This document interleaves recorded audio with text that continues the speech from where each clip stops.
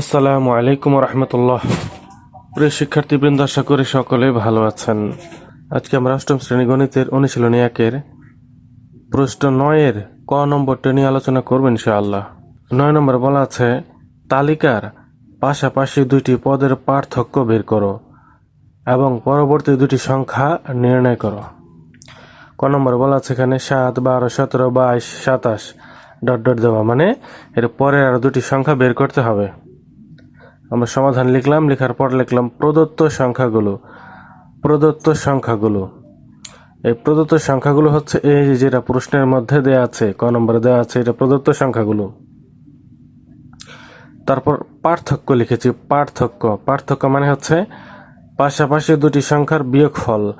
12 থেকে 7 গেলে 5, 12 থেকে 7 গেলে 5, 17 থেকে 12 গেলে 5, 22 থেকে 17 গেলে 5, 27 থেকে 22 গেলে 5। পার্থক্য মানে বিয়োগফল করলাম। পাশাপাশি দুটি পদের পার্থক্য হচ্ছে 5 5 করে। তারপর লিখলাম, যেহেতু প্রতিবার পার্থক্য 5, তাই যে কোনো সংখ্যার সাথে 5 যোগ করে তার পরবর্তী সংখ্যা পাওয়া যায়।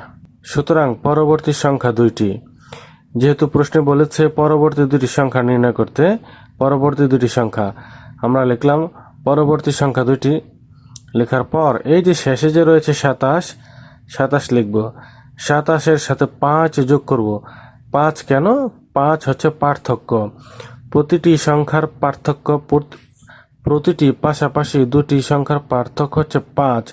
এই জন্য একটি 5 এই শেষের সংখ্যার সাথে যোগ করব।